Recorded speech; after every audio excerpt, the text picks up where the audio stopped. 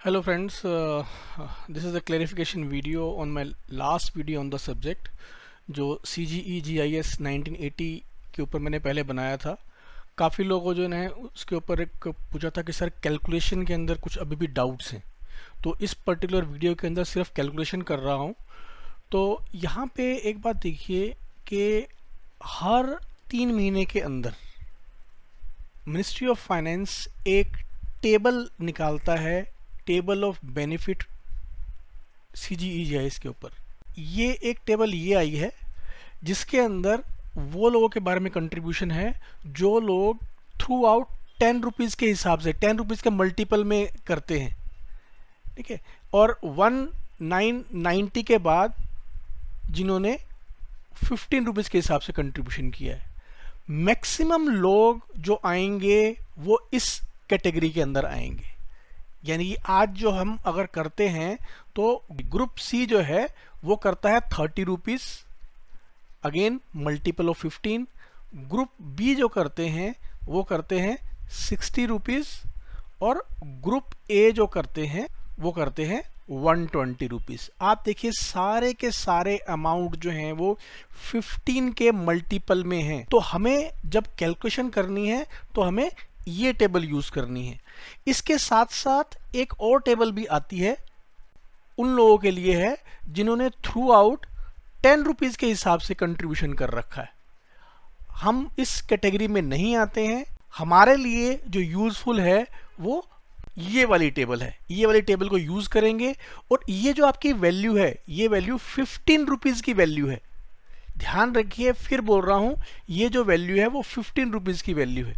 यहाँ पे जो ये है ये है ईयर ऑफ एंट्री, यानी कि अगर मान लीजिए कोई 1987 के अंदर आया और मार्च में रिटायर हो रहा है तो उसके 15 रुपए की वैल्यू जो है वो ये होगी। कितनी?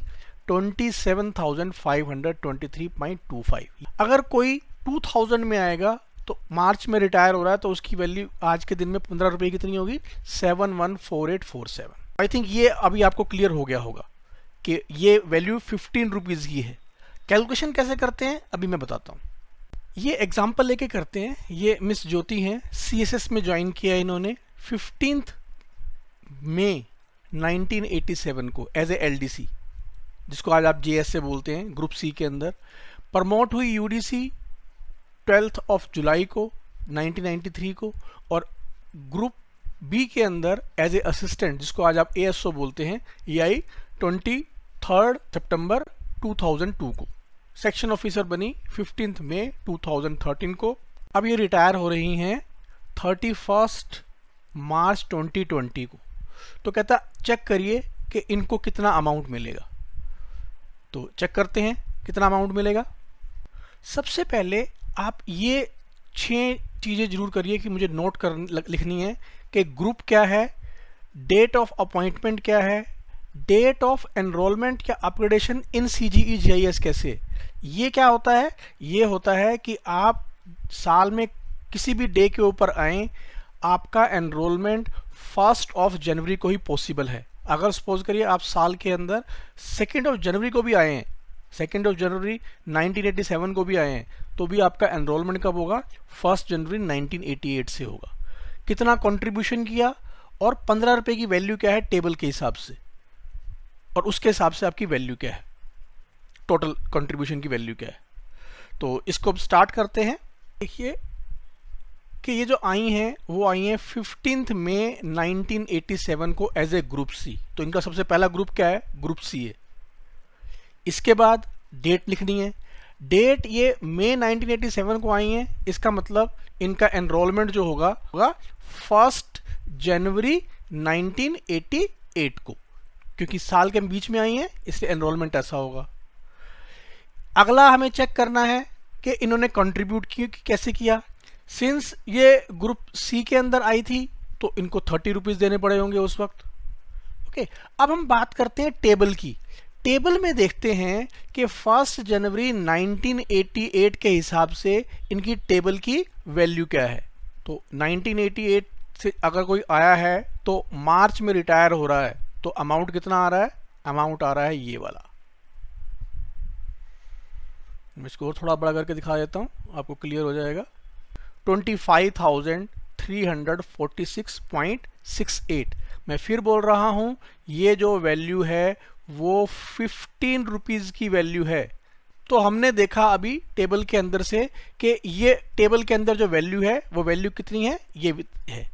लेकिन मैंने अभी आपको बताया था, दिखाया भी था कि आपकी जो वैल्यू होती है वो वैल्यू कितने की होती है, 15 रुपये की। ये 15 रुपीज़ की वैल्यू है, लेकिन इसने तो कंट्रीब्यूट कितना किया था, 30 रुपीज़ किया था। तो 30 रुपीज़ किया था, तो जो ये वैल्यू है, सिंस 15 को 30 बनाने के लिए क्या करना पड़ेगा, मल्टीप्लाइड बाय 2। ठीक है, तो इस तरह इस वैल्यू की एक्चुअल वैल्यू कितनी होगी, इसको डबल कर दीजिए ताकि 30 रुपए की वैल्यू निकल सके। ये इनकी 30 रुपए की वैल्यू है। ये थ्रू आउट इस डेट से लेकर और जिस दिन ये रिटायर हो रही हैं उस 30 रुपए की वैल्यू है ये। लेकिन आप बोलेंगे कि सर इस पर्टिकुलर डेट से तो ये ग्रुप बी हैं, ग्रुप बी हैं तो कितने रुपीस दे देंगी, 60 रुपीज देंगी। तो इसमें इनकी वैल्यू कितनी आएगी, तो अभी चेक करते हैं कि इसमें इनकी वैल्यू कितनी आएगी। यहाँ पे देखिए एएसओ कब बनी है, ये एएसओ बनी है 23 सितंबर 2002 को। अगेन साल के मिडल में अपग्रेडेशन हो रहा है, तो अपग्रेडेशन के लिए नेक्स्ट ईयर आपको जाना पड़ेगा, यानी कि 1 जनवरी 2003 में जाना पड़ेगा। 1 जनवरी 2003 को कितने रुपीस देना स्टार्ट करेंगी, 60 रुपीस देना स्टार्ट करेंगी। ठीक है, अब यहां पे अगेन आप ये देखिए कि कितने रुपीस एक्स्ट्रा देना स्टार्ट किया। इन्होंने स्टार्ट किया 30 रुपीस एक्स्ट्रा देना स्टार्ट किया। जो ये 30 रुपीस की वैल्यू है ना, ये तो थ्रू आउट, यानी कि जिस डेट को ये एलडीसी बनी थी और जिस डेट को रिटायर हो रही है वो ऑलरेडी मैं कैलकुलेट कर चुका हूं। ग्रुप बी के अंदर इनका जो एनरोलमेंट है वो हुआ है 2003 में, 2003 में और मार्च में रिटायर हो रही हैं, तो इनके 15 रुपए की वैल्यू कितनी हो जाएगी, ये वैल्यू हो जाएगी 15 रुपए की। अब मैंने टेबल में से दोबारा देखा तो ये निकला वैल्यू 5219.18। कितने रुपए की वैल्यू निकली है ये निकली है 15 रुपए की वैल्यू। ठीक है, अगेन कितना एक्स्ट्रा दिया इन्होंने, यहां से यहां पे 30 रुपीज एक्स्ट्रा दिया, अगेन मल्टीप्लाइड बाय 2 ताकि 30 रुपीज की वैल्यू निकल सके, वो निकली ये। आप इन दोनों को ऐड कर लीजिए, ये अमाउंट मिलेगा इनको रिटायरमेंट के टाइम। सेकंड जो है वो इन्होंने पूछा कि अगर सपोज करिए इनकी डेथ हो जाती है 15 मार्च 2021 को अनफॉर्चुनेटली, तो क्या होगा। तो इनकी फैमिली को ये अमाउंट तो मिलेगा ही मिलेगा, प्लस जो इंश्योरेंस का अमाउंट है, इंश्योरेंस का अमाउंट भी मिलेगा, जो कि at the time of death इनका ग्रुप है उसके ऊपर डिपेंड करता है।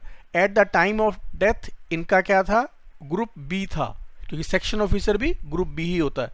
तो उस केस के अंदर जो आपका इंश्योरेंस का अमाउंट है वो है 60,000। अगर कोई सुपर एनुएट होता है तो ये इंश्योरेंस का अमाउंट नहीं मिलता है, सिर्फ सेविंग फंड में जो होता है वही मिलता है। अगर किसी की अनफॉर्चुनेट डेथ होती है तो उसको फैमिली को इंश्योरेंस का अमाउंट भी मिलता है। सो ये एक क्लैरिफिकेशन वीडियो था छोटा सा। Thank you very much.